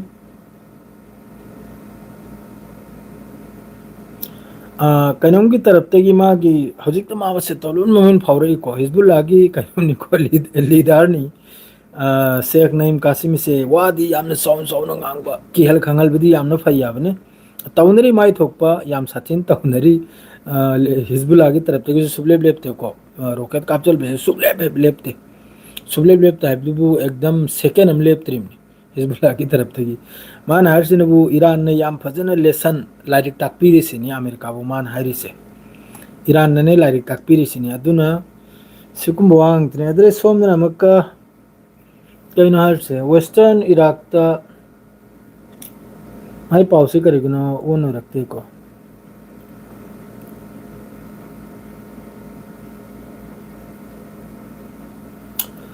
western ꯏꯔꯥꯛꯁꯤꯗ ꯃꯁꯤꯗ strike ꯇꯧꯕꯩ ꯋꯥꯅꯤꯀꯣ, year strike ꯇꯧꯕꯒꯤ ꯋꯥꯅꯤ western ꯏꯔꯥꯛꯁꯤꯗ, ꯑꯁꯤꯗ ꯃꯤ 8 ꯑꯃ ꯁꯤꯕ ꯑꯗꯩꯗꯤ ꯃꯤ 12 ꯑꯃꯅꯕꯨ ꯁꯣꯛꯄꯒꯤ ꯋꯥꯅꯤ꯫ ꯍꯧꯖꯤꯛꯀꯤ ꯋꯦꯁꯇꯔꯟ ꯏꯔꯥꯛꯁꯤꯗ ꯑꯁꯤꯅ ꯀꯗꯥꯏꯗꯅ ꯇꯧꯔꯤꯁꯦ ꯍꯥꯏꯕꯗ ꯃꯈꯣꯏꯅ ꯃꯦꯗꯤꯀꯦꯜ ꯐꯦꯁꯤꯂꯤꯇꯤꯗꯅꯤꯀꯣ ꯏꯁꯇ꯭ꯔꯥꯏꯛ ꯇꯧꯔꯛꯈ꯭ꯔꯤꯁꯦ꯫ ꯏꯖꯔꯥꯏꯜ ꯑꯃꯁꯨꯡ ꯑꯃꯦꯔꯤꯀꯥꯒꯤ ꯏꯁꯇ꯭ꯔꯥꯏꯛꯁꯤ ꯀꯗꯥꯏꯗꯅꯣ ꯍꯥꯏꯕꯗ ꯍꯧꯖꯤꯛ ꯃꯈꯣꯏꯅ ꯇꯧꯔꯤꯁꯦ ꯁꯤꯚꯤꯂꯤꯌꯟ ꯃꯐꯝꯗ, ꯁꯤꯚꯤꯂꯤꯌꯟ ꯂꯩꯕ ꯃꯐꯝꯗ ꯍꯣꯁꯄꯤꯇꯥꯜꯒꯨꯝꯕ ꯁ꯭ꯀꯨꯜꯒꯨꯝꯕ ꯑꯁꯤꯗꯅꯤ ꯃꯈꯣꯏꯅ ꯏꯁꯇ꯭ꯔꯥꯏꯛ ꯇꯧꯔꯤꯁꯦ꯫ ꯀꯣꯃꯦꯟꯁꯦ ꯑꯝꯇꯪ ꯄꯥꯁꯤ ꯃꯌꯥꯝ ꯇꯥꯜꯂꯣ ꯇꯜꯂ ꯑꯗꯨꯒ ꯄꯥꯎꯁꯦ ꯑꯗꯨꯝ ꯍꯥꯏꯖꯔꯛꯀꯦ꯫ ꯄꯣꯏꯟ ꯑꯌꯥꯝꯕ ꯍꯥꯟꯅ ꯌꯥꯗꯕ ꯉꯥꯛꯇꯅꯤ ꯑꯗꯨꯒ ꯃꯨꯁꯂꯤꯝ ꯀꯟꯇ꯭ꯔꯤ ꯑꯌꯥꯝꯕ ꯏꯔꯥꯟꯕꯨ ꯅꯨꯡꯉꯥꯏꯇꯕ ꯂꯩꯕ꯭ꯔꯥ? ꯁꯤꯗ ꯅꯨꯡꯉꯥꯏꯇꯕ ꯂꯩꯕ ꯍꯥꯏꯕꯕꯨ ꯃꯇꯝ ꯑꯃꯗ ꯏꯔꯥꯟꯁꯤꯁꯨ ꯌꯥꯝꯅ ꯁꯥꯊꯤꯅ ꯁꯤꯌꯥ ꯁꯨꯟꯅꯤꯁꯦ ꯌꯥꯝꯅ ꯀꯟꯅ ꯇꯧꯈꯤ ꯍꯥꯏꯕꯅꯤ꯫ ꯑꯗꯨꯏ ꯃꯊꯛꯇ ꯏꯔꯥꯛꯀꯤ ꯃꯊꯛꯇ ꯑꯦꯇꯦꯛ ꯇꯧꯈꯤꯕ ꯑꯗꯩꯗꯤ ꯁꯗꯥꯝ ꯍꯨꯁꯦꯟ ꯐꯥꯍꯟꯈꯤꯕ, ꯁꯗꯥꯝ ꯍꯨꯁꯦꯟ ꯀꯩꯅꯣꯝ ꯇꯧꯈꯤꯕꯁꯤꯗꯤ ꯂꯣꯏꯅꯃꯛ ꯌꯥꯎꯈ꯭ꯔꯕꯅꯤ ꯁꯤꯗ ꯂꯩꯔꯤꯕ ꯀꯟꯇ꯭ꯔꯤ ꯄꯨꯝꯅꯃꯛ ꯌꯥꯎꯈ꯭ꯔꯕꯅꯤꯀꯣ ꯑꯩꯈꯣꯏꯒꯤ ꯃꯤꯗꯜ ꯏꯁꯁꯤꯗ꯫ ꯑꯗꯩꯗꯤ ꯀꯨꯋꯦꯠꯀꯤ ꯃꯊꯛꯇ ꯏꯁꯇ꯭ꯔꯥꯏꯛ ꯇꯧꯈꯤꯕ, ꯏꯔꯥꯟꯅ ꯂꯥꯟ ꯇꯧꯈꯤꯕ, ꯑꯗꯨꯝ ꯇꯧꯗꯅ ꯐꯤꯕꯝ ꯈꯔ ꯍꯥꯟꯅꯒꯤ ꯋꯥꯔꯤ ꯈꯔ ꯂꯩ ꯍꯥꯏꯕꯅꯤ꯫ ꯑꯗꯨꯅ ꯑꯗꯨ ꯑꯣꯏꯔꯁꯨ ꯍꯧꯖꯤꯛ ꯏꯔꯥꯟꯅ ꯉꯥꯛꯏꯁꯤꯗꯤ ꯃꯈꯣꯏ ꯃꯈꯩꯁꯤꯕꯨꯗꯤ ꯂꯥꯟ ꯇꯧꯕ ꯉꯝꯗ꯭ꯔꯦ꯫ ꯂꯩꯔꯤꯕꯁꯤꯗ ꯔꯤꯖꯟꯁꯤꯗ ꯂꯩꯔꯤꯕ ꯀꯟꯇ꯭ꯔꯤ ꯃꯈꯩꯁꯤꯗꯤ ꯏꯖꯔꯥꯏꯜ ꯑꯃꯁꯨꯡ ꯑꯃꯦꯔꯤꯀꯥꯒꯤ ꯑꯦꯒꯦꯟꯁꯇ ꯋꯥꯍꯦꯠ ꯀꯂꯥꯝ ꯑꯃ ꯇꯧꯕ ꯉꯝꯗ꯭ꯔꯦ꯫ ꯑꯗꯨꯅ ꯃꯔꯝ ꯑꯣꯏꯔꯒ ꯍꯧꯖꯤꯛꯀꯤ ꯁꯤꯒꯤ ꯑꯦꯔꯤꯌꯥꯁꯤꯒꯤ ꯕꯥꯗꯁꯥꯁꯤꯗꯤ ꯅꯤꯡꯊꯧꯁꯤꯗꯤ ꯏꯔꯥꯟꯅꯤꯀꯣ, ꯃꯥꯅ ꯉꯥꯛꯏꯕꯅꯤ ꯍꯧꯖꯤꯛ ꯐꯥꯎꯕ꯫ ꯃꯥ ꯂꯩꯕꯒꯤꯕꯨ ꯍꯧꯖꯤꯛ ꯐꯥꯎꯕ ꯒꯖꯥ ꯍꯥꯏꯅ ꯃꯃꯤꯡ ꯂꯩꯔꯤꯕꯅꯤ, ꯃꯥ ꯂꯩꯕꯒꯤꯕꯨ ꯍꯧꯖꯤꯛ ꯐꯥꯎꯕ ꯐꯤꯂꯤꯁꯇꯤꯟ ꯍꯥꯏꯅ ꯃꯃꯤꯡ ꯂꯩꯔꯤꯕꯅꯤ, ꯃꯥ ꯂꯩꯕꯒꯤꯕꯨ ꯍꯧꯖꯤꯛ ꯐꯥꯎꯕ ꯏꯔꯥꯛ, ꯀꯨꯋꯦꯠ, ꯀꯇꯔ ꯍꯥꯏꯅ ꯂꯩꯔꯤꯕꯅꯤ꯫ ꯃꯥ ꯂꯩꯇ꯭ꯔꯗꯤ ꯑꯁꯤꯅ ꯍꯟꯅ ꯏꯖꯔꯥꯏꯜꯅ ꯄꯨꯔꯥ ꯀꯩꯅꯣꯝ ꯇꯧꯈ꯭ꯔꯅꯤ꯫ ꯑꯗꯨꯒ ꯍꯧꯖꯤꯛ ꯖꯤꯁꯇꯔꯥ ꯑꯃꯦꯔꯤꯀꯥꯅ 15.9 ꯄꯤꯔꯛꯏꯕ ꯍꯥꯏ, ꯑꯍꯤ ꯀꯅꯥꯒꯤ ꯁꯦꯞꯇꯤꯒꯤꯅꯣ? ꯑꯍꯤ ꯏꯖꯔꯥꯏꯜꯒꯤ ꯁꯦꯞꯇꯤꯒꯤꯅꯤ꯫ ꯃꯥꯒꯤ ꯃꯤꯁꯥꯏꯜ ꯔꯦꯟꯖ ꯀꯟꯇ꯭ꯔꯣꯜ ꯍꯥꯏꯔꯤꯕ ꯀꯔꯤꯒꯤꯅꯣ ꯍꯥꯏꯕꯗ ꯏꯖꯔꯥꯏꯜ ꯌꯧꯍꯜꯒꯅꯨ ꯁꯤꯅꯤ ꯃꯥꯒꯤ ꯃꯤꯁꯥꯏꯜꯒꯤ ꯔꯦꯟꯖꯁꯦ꯫ ꯑꯗꯨꯒ ꯅ꯭ꯌꯨꯀ꯭ꯂꯤꯌꯥꯔ ꯌꯨꯔꯦꯅꯤꯌꯝ ꯏꯟꯔꯤꯁꯃꯦꯟ ꯇꯧꯕ, ꯃꯗꯨꯗ ꯅ꯭ꯌꯨꯀ꯭ꯂꯤꯌꯥꯔ ꯁꯥꯗꯕ ꯑꯁꯤ ꯀꯅꯥꯒꯤꯅꯣ? ꯏꯖꯔꯥꯏꯜꯒꯤ ꯀꯩꯅꯣꯝꯒꯤꯅ꯫ ꯑꯗꯨ ꯏꯔꯥꯟꯅ ꯃꯃꯥꯡꯉꯩꯗꯁꯨ ꯍꯥꯏꯈ꯭ꯔꯕꯅꯤ, ꯏꯔꯥꯟ ꯅ꯭ꯌꯨꯀ꯭ꯂꯤꯌꯔ ꯋꯦꯄꯟ ꯁꯥꯔꯣꯏ, ꯕꯁ ꯃꯈꯣꯏꯒꯤ ꯄꯋꯥꯔ ꯄ꯭ꯂꯦꯟ ꯑꯗꯩꯗꯤ ꯑꯃ ꯑꯗꯨ ꯈꯛꯇꯒꯤꯅꯤ ꯃꯈꯣꯏꯅ ꯌꯨꯔꯦꯅꯤꯌꯝ ꯏꯟꯚꯦꯁꯃꯦꯟ ꯇꯧꯔꯤꯁꯦ ꯍꯥꯏꯕꯁꯤ ꯃꯈꯣꯏ ꯍꯧꯖꯤꯛ ꯐꯥꯎ ꯒ꯭ꯌꯥꯟꯁꯦ ꯇꯥꯈꯤꯗ꯭ꯔꯤꯕꯅꯦꯕ꯫ ꯑꯗꯨꯒ ꯖꯤꯁꯇꯔꯥ ꯍꯧꯖꯤꯛ ꯑꯇꯩ ꯄꯥꯎꯗ ꯂꯥꯛꯑꯒꯦ꯫ ꯂꯥꯟ ꯌꯥꯝ ꯀꯟꯅ ꯇꯧꯅꯔꯤ ꯍꯧꯖꯤꯛꯇ ꯏꯔꯥꯟꯒꯤ ꯇꯔꯞꯇꯒꯤꯁꯨ ꯃꯤꯁꯥꯏꯜ ꯑꯃꯁꯨꯡ ꯃꯗꯩ ꯗ꯭ꯔꯣꯟ ꯑꯗꯨꯝ ꯀꯥꯞꯄ ꯇꯣꯛꯇꯦ, ꯃꯗꯩꯗꯤ ꯃꯤꯗꯜ ꯏꯁꯇ ꯑꯣꯏꯒꯦꯔꯥ, ꯏꯖꯔꯥꯏꯜꯗ ꯑꯣꯏꯒꯦꯔꯥ, ꯑꯗꯩꯗꯤ ꯍꯤꯖꯕꯨꯜꯂꯥꯍꯒꯤ ꯇꯔꯞꯇꯒꯤꯁꯨ ꯁꯨꯡꯂꯦꯞ ꯂꯦꯞꯇꯦ꯫ ꯍꯤꯖꯕꯨꯜꯂꯥꯍꯒꯤ ꯇꯔꯞꯇꯒꯤꯗꯤ ꯁꯨꯡꯂꯦꯞ ꯍꯦꯛ ꯂꯦꯞꯇ꯭ꯔꯤꯕꯅꯤ꯫ ꯍꯤꯖꯕꯨꯜꯂꯥꯍꯒꯤ ꯇꯔꯞꯇꯒꯤꯗꯤ ꯁꯨꯡꯂꯦꯞ ꯂꯦꯞꯇ꯭ꯔꯤꯕꯅꯤ꯫ ꯆꯩꯅꯥꯒꯤ ꯇꯔꯞꯇꯒꯤ ꯍꯥꯏꯔꯤꯁꯤꯅꯕꯨ ꯂꯥꯟ ꯂꯦꯞꯄꯨ ꯍꯥꯏꯔꯤꯕ ꯅꯠꯇꯦ꯫ ꯆꯩꯅꯥ ꯔꯁꯤꯌꯥꯅ ꯍꯥꯏꯔꯤꯁꯤꯅꯕꯨ ꯂꯥꯟ ꯇꯧꯅꯕꯒꯤ ꯃꯍꯨꯠꯇ ꯇꯦꯕꯜꯗ ꯐꯝꯂꯒ ꯍꯩꯗꯣꯛ ꯍꯩꯖꯤꯟ ꯇꯧꯅꯔꯒ ꯌꯥꯊꯣꯛ ꯌꯥꯖꯤꯟ ꯇꯧꯅꯔꯒ ꯂꯥꯟꯁꯦ ꯂꯣꯏꯁꯤꯟꯕꯅ ꯐꯩ ꯁꯤꯅꯤ꯫ ꯀꯔꯤꯒꯤꯗꯤ ꯖꯤꯁꯇꯔꯥ ꯍꯧꯖꯤꯛꯀꯤ ꯑꯣꯏꯜꯒꯤ ꯄ꯭ꯔꯥꯏꯁ ꯏꯟꯗꯤꯌꯥꯒꯤ ꯎꯗ꯭ꯔꯣ ꯉꯁꯥꯏ ꯚꯤꯗꯤꯑꯣ ꯃꯆꯥ ꯑꯃꯈꯛ ꯑꯩꯅ ꯅꯞꯈꯤꯕꯅꯤ꯫ ꯁꯦꯀꯦꯟ ꯑꯃꯦꯔꯤꯀꯥ ꯑꯩꯈꯣꯏꯒꯤ ꯒꯨꯖꯔꯥꯠꯇ ꯀꯔꯤ ꯐꯤꯕꯝꯅ ꯑꯣꯏꯔꯤꯗꯣ ꯍꯥꯏꯕꯗꯣ꯫ ꯑꯩꯈꯣꯏꯒꯤ ꯄꯤ ꯑꯦꯝ ꯃꯣꯗꯤꯅ ꯍꯥꯏꯅꯕ ꯒꯨꯖꯔꯥꯠꯁꯤ ꯑꯃꯦꯔꯤꯀꯥꯅꯤ ꯈꯔ ꯍꯥꯏꯅ ꯇꯧꯕꯅꯕꯅꯦ꯫ ꯑꯗꯨꯗꯩꯗꯤ ꯕꯤ ꯖꯦ ꯄꯤꯒꯤ ꯍꯧꯖꯤꯛꯀꯤ ꯂꯩꯔꯤꯕ ꯃꯤꯅꯤꯁꯇꯔ ꯑꯃꯅ ꯍꯥꯏꯕꯅꯕꯅꯦ ꯏꯟꯗꯤꯌꯥꯁꯤ ꯌꯥꯝ ꯆꯥꯎꯈꯠꯂꯦ, ꯃꯗꯩꯗꯤ ꯕꯤꯁ꯭ꯋ ꯒꯨꯔꯨꯅꯤ ꯈꯔ ꯍꯥꯏꯕ ꯃꯐꯝꯗꯨꯗ ꯄꯔꯦꯡ ꯂꯦꯡꯉꯤꯗꯨ ꯎꯗ꯭ꯔꯣ? ꯄꯔꯦꯡ ꯂꯦꯡꯉꯤꯗꯣ ꯔꯥꯁꯤꯌꯥ ꯚꯔꯁꯦꯁ ꯌꯨꯀ꯭ꯔꯦꯟꯒꯤꯁꯨ ꯄꯥꯎ ꯈꯔ ꯔꯁꯤꯌꯥꯅ ꯌꯥꯝꯅ ꯔꯦꯀꯣꯔꯠ ꯑꯣꯏꯕ ꯊꯕꯛ ꯑꯃ ꯇꯧꯈ꯭ꯔꯦ꯫ 948 ꯗ꯭ꯔꯣꯟ ꯀꯤꯞꯀꯤ ꯖꯦꯂꯦꯟꯁꯀꯤꯅ ꯃꯤꯗꯜ ꯏꯁꯇ ꯃꯈꯣꯏꯒꯤ ꯗ꯭ꯔꯣꯟ ꯑꯦꯛꯁꯄꯥꯔꯠ ꯏꯟꯇꯔꯁꯦꯞ ꯇꯧꯕꯒꯤ ꯊꯥꯔꯛꯂꯤꯉꯩꯗ ꯔꯁꯤꯌꯥꯅ ꯑꯍꯨꯝꯗ ꯊꯕꯛ ꯇꯧꯈ꯭ꯔꯦ꯫ 948 ꯗ꯭ꯔꯣꯟ ꯑꯃꯛꯀꯤꯗ ꯀꯤꯞꯇ ꯍꯩꯊꯈꯔꯤꯕꯅꯤ꯫ ꯑꯗꯨ ꯁꯣꯝꯗ ꯃꯥꯒꯤ ꯑꯦꯛꯁꯄꯥꯔꯠ ꯃꯈꯩꯗꯨ ꯂꯩꯔꯕꯅꯤꯅ ꯀꯤꯞꯇ ꯌꯥꯝ ꯁꯥꯊꯤꯅ ꯁꯣꯛꯄꯒꯤ ꯋꯥꯅꯤ꯫ ꯂꯦꯞꯇꯦ ꯑꯍꯨꯝꯗꯁꯨ ꯔꯁꯤꯌꯥꯒꯤ ꯇꯔꯞꯇꯒꯤ ꯌꯥꯝ ꯐꯖꯅ ꯕꯖꯥꯏꯔꯤ ꯎꯀ꯭ꯔꯦꯟꯕꯨ꯫ ꯌꯨꯀ꯭ꯔꯦꯟ ꯀ꯭ꯔꯥꯏꯔꯁꯤ ꯇꯨꯝꯗꯅ ꯆꯠꯈꯤꯕꯅ ꯐꯩ꯫ ꯀꯔꯤꯒꯤꯅꯣ ꯈꯪꯕ꯭ꯔꯥ ꯇꯨꯝꯗꯅ ꯆꯠꯈꯤꯕ ꯍꯥꯏꯕꯗꯣ ꯑꯩꯅ ꯍꯥꯏꯕꯒꯤ ꯃꯔꯝ ꯂꯩ꯫ ꯃꯤꯗꯜ ꯏꯁꯇ ꯖꯣꯇꯣ ꯂꯥꯟ ꯇꯧꯈ꯭ꯔꯤꯕ, ꯑꯦꯁꯤꯌꯥꯗ ꯖꯣꯇꯣ ꯂꯥꯟ ꯑꯣꯏꯈ꯭ꯔꯤꯕ, ꯑꯐꯒꯥꯅꯤꯁꯇꯥꯟꯗ ꯑꯣꯏꯒꯦꯔꯥ, ꯏꯔꯥꯟꯗ ꯑꯣꯏꯒꯦꯔꯥ, ꯂꯤꯕꯤꯌꯥꯗ ꯑꯣꯏꯒꯦꯔꯥ, ꯁꯤꯔꯤꯌꯥꯗ ꯑꯣꯏꯒꯦꯔꯥ, ꯏꯔꯥꯛꯇ ꯑꯣꯏꯒꯦꯔꯥ, ꯑꯁꯤ ꯃꯈꯩꯁꯤꯗ ꯃꯈꯣꯏꯒꯤ ꯐꯣꯔꯁ ꯂꯣꯏꯅ ꯌꯥꯎꯔꯤꯕꯅꯤ꯫ ꯍꯧꯖꯤꯛꯁꯨ ꯏꯖꯔꯥꯏꯜꯒꯤꯗꯃꯛꯇ ꯌꯥꯎꯔꯤꯕꯅꯤ ꯃꯈꯣꯏꯁꯦ꯫ ꯌꯨꯀ꯭ꯔꯦꯟ ꯀ꯭ꯔꯥꯏꯁꯦ ꯃꯈꯣꯏꯁꯦ ꯄꯨꯔꯥ ꯖꯥꯏꯌꯣꯅꯤꯁꯀꯤ ꯏꯖꯔꯥꯏꯜꯒꯤ ꯅꯥꯖꯥꯏꯁ ꯃꯆꯥꯅꯤ꯫ ꯏꯖꯔꯥꯏꯜꯒꯤ ꯍꯧꯖꯤꯛꯀꯤ ꯌꯨꯀ꯭ꯔꯦꯟ ꯀ꯭ꯔꯥꯏꯁꯦ ꯅꯥꯖꯥꯏꯁ ꯍꯥꯏꯕꯗꯨ ꯑꯁꯦꯡꯕ ꯅꯥꯖꯥꯏꯁ ꯃꯆꯥꯅꯤ꯫ ꯑꯗꯨꯒꯨꯝꯕ ꯅꯥꯖꯥꯏꯁ ꯑꯧꯂꯥꯠꯇꯨꯒꯤ ꯃꯇꯦꯡ ꯂꯧꯔꯤꯕꯅꯤ ꯃꯤꯗꯜ ꯏꯁ ꯀꯟꯇ꯭ꯔꯤ ꯃꯈꯩꯅ ꯗ꯭ꯔꯣꯟ ꯀꯩꯅꯣꯝ ꯇꯧꯕꯩꯗꯃꯛꯇ, ꯏꯟꯇꯔꯁꯦꯞ ꯇꯧꯕꯩꯗꯃꯛꯇ꯫ ꯇꯧꯔꯁꯅꯨꯗꯅ ꯀꯌꯥꯝ ꯇꯧꯕꯅꯣ ꯌꯦꯡꯒꯥꯕ꯫ ꯑꯗꯣ ꯀꯔꯥꯏꯅ ꯈꯔꯅꯤ ꯃꯃꯥꯡꯗ ꯃꯌꯥꯝꯅ ꯍꯥꯏꯈꯤꯕ ꯄꯥꯎ ꯑꯃ ꯂꯩꯕꯅꯤꯅꯦ꯫ ꯃꯌꯥꯝꯅ ꯍꯥꯏꯈꯤꯗ꯭ꯔꯣ ꯈꯔꯅꯤ ꯃꯃꯥꯡꯗ? ꯑꯗꯨꯝꯇ ꯁꯣꯛꯈ꯭ꯔꯦ ꯃꯣꯕꯥꯏꯜꯁꯤꯁꯨ꯫ खरनी मौंग हाई गिमनी ईरान की मिसाइल लोरे ईरान की खुचुक लोरे ईरान कनुम तौरे कदम एम तौखिमनाबा कनादनो सिस लान ngam दब मीना लान ngam मीना सिस्पेयर तौसे हायरकनिरो कनादनो ने सिस्पेयर तौसे हायरे ईरान हायरिब्रो तुने मचिन थीरिम ना खत्म लंबिया की तरफ तक लाउथोग्रमनी डोनाल्ड ट्रम्प ना ईरान की मी गवारी सानै सिस्पेयर की अमगे लोइन मचिन थीरिम ना लोइन लाउरखरमनी ए दगी जेट फावबो वारी हम फाव सांदे सिनी वारी हम फाव सांदे सिनी इजराइल का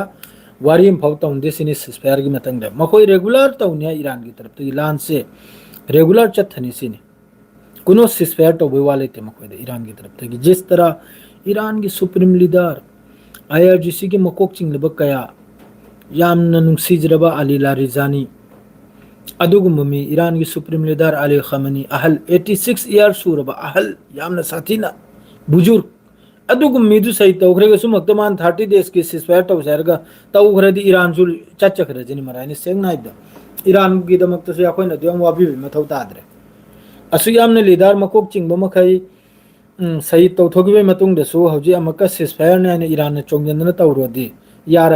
याखोइजु ईरान थादोकपा यार ईरान के सपोर्ट का याखोइ दरकार परिद्रे सेंगनाइदा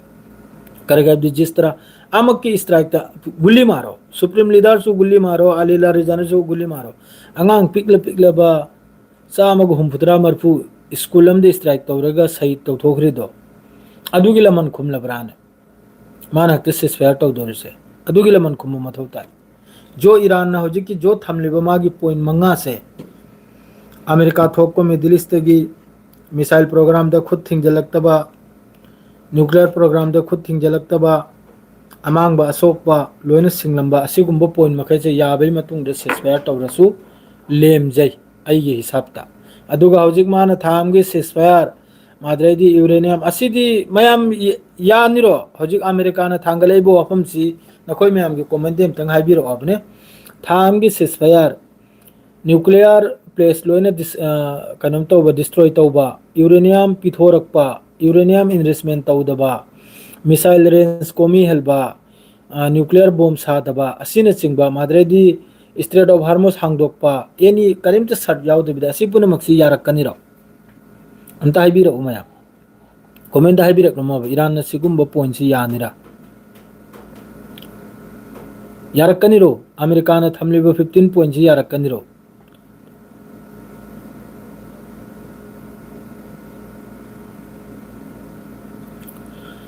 ब्रो ईरान की न्यूक्लियर प्लेन हिट तौबद रेडिएशन थोगलक्ले हाइरिसी सिददी प्रेस टीवी दग्रा केदुई पाउदु फोंदोरक्त्रिको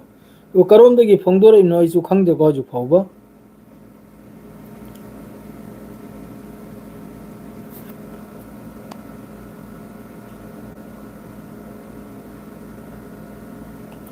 करायदसु फोंदोरक्ते हजु फाउबा अदुगुंबगी मखोई पाउदु प्रेस टीवी दा हजु फाउ लाक्त्रि अदु सोइदमकी लादि सोइदमकी अहमद थोगलकनि ना प्रेस दा मसिदा हरसन Iran reject US proposal Iran की तरफ से रिजेक्ट तौखरेसिनी यूएस की प्रपोजल से अदुगा ईरान की तरफ से मखोइना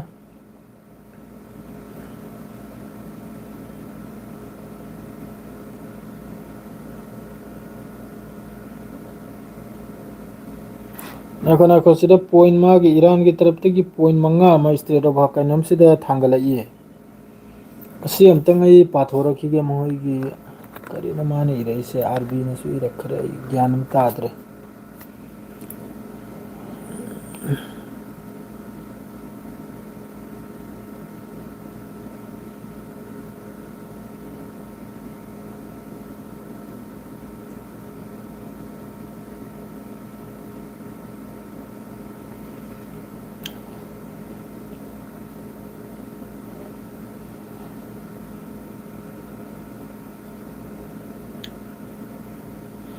ईरान सिदा मखोइना हाइरिसी प्रेस टीवी दगी फोंदोरइमनिको प्रेस टीवी दे फोंदोरको मखोइगिसी कंप्लीट आईडी सिगी रीजन सिदा एनिमी इजराइल अमसुंग अमेरिका ना एग्रेशन ओरसे सिगी रीजन सिदाने असि कंप्लीटली पूरा लेप कंप्लीटली अदुगा हौजिकी डैमेज ओइग्रिबा माद्रेदी ईरान की मनुंग सोखरिसे असि रिपेयर तौरंबा सि सेमगत सागलंबा ꯑꯁꯤ ꯃꯈꯩꯁꯤꯅꯤꯀꯣ ꯑꯗꯨꯒ ꯍꯧꯖꯤꯛꯀꯤ ꯀꯩꯅꯣꯝ ꯃꯈꯩꯁꯤꯗ ꯔꯤꯖꯟꯁꯤꯗ ꯒ꯭ꯔꯨꯞ ꯂꯩꯔꯤꯕ ꯃꯈꯩꯁꯦ ꯑꯁꯤꯒꯤ ꯃꯊꯛꯇꯁꯨ ꯂꯥꯟ ꯂꯦꯞꯄ ꯑꯗꯩꯗꯤ ꯁꯣꯝꯗꯅ ꯑꯃꯨꯛꯀ ꯃꯥꯅ ꯍꯥꯏꯔꯤꯁꯤꯅꯕꯨ ꯏꯁꯇ꯭ꯔꯦꯠ ꯑꯣꯐ ꯍꯥꯔꯃꯁꯀꯤꯁꯨ ꯃꯁꯤꯒꯤꯁꯤ ꯇꯨꯡꯗ ꯚꯤꯗꯤꯑꯣ ꯑꯃ ꯁꯦꯝꯂꯛꯑꯒꯦ ꯃꯥꯗ꯭ꯔꯦ ꯁꯤꯒꯤ ꯂꯩꯔꯤꯕ ꯔꯤꯖꯟꯁꯤꯗ ꯖꯣꯇꯣ ꯀꯩꯅꯣꯝ ꯂꯩꯔꯤꯕ ꯃꯈꯩꯁꯦ ꯕꯦꯁ ꯂꯥꯡ ꯑꯃ ꯂꯩꯔꯤꯁꯦ ꯑꯁꯤ ꯄꯨꯝꯅꯃꯛꯁꯤꯁꯨ ꯄꯨꯔꯥ ꯀ꯭ꯂꯤꯌꯥꯔ ꯇꯧꯕ ꯂꯣꯏꯅꯃꯛ ꯊꯣꯛꯄꯅꯤ ꯃꯥꯅ ꯍꯥꯏꯔꯤꯁꯦ ꯑꯁꯤꯗ ꯍꯧꯖꯤꯛꯀꯤ ꯏꯔꯥꯟꯒꯤ ꯇꯔꯞꯇ ꯍꯥꯏꯔꯛꯏꯁꯦ ꯑꯇꯣꯞꯄ ꯍꯧꯖꯤꯛꯀꯤ ꯃꯥꯅ ꯀꯩꯅꯣꯝ ꯍꯥꯏꯕꯒꯤ ꯑꯩꯈꯣꯏꯒꯤ ꯂꯤꯛ ꯑꯣꯏꯕꯒꯤ ꯋꯥꯁꯦ ꯍꯧꯖꯤꯛ ꯐꯥꯎꯗꯤ ꯊꯣꯛꯂꯛꯇꯦꯀꯣ ꯀꯗꯥꯏꯗꯁꯨ ꯃꯥꯁꯤ ꯎꯗꯦ ꯂꯤꯛ ꯑꯣꯏꯔꯗꯤ ꯁꯣꯏꯗꯅꯃꯛꯀꯤ ꯊꯣꯛꯂꯛꯀꯅꯤꯗ ꯄ꯭ꯔꯦꯁ ꯇꯤꯚꯤꯗ ꯑꯣꯏꯒꯦꯔꯥ ꯑꯃꯗ ꯑꯣꯏꯒꯦꯔꯥ ꯁꯣꯏꯗꯅꯃꯛꯀꯤ ꯐꯣꯡꯗꯣꯔꯛꯀꯅꯕ ꯑꯃꯒꯤ ꯁꯤꯁꯄꯤꯌꯔ ꯍꯥꯏꯗꯨꯗꯤ ꯃꯈꯣꯏꯒꯤ ꯈꯨꯠꯂꯥꯏ ꯃꯥꯅꯤ ꯃꯥꯅꯤ ꯈꯨꯠꯂꯥꯏ ꯄꯩꯁꯤꯟꯕꯒꯤ ꯋꯥꯅꯤ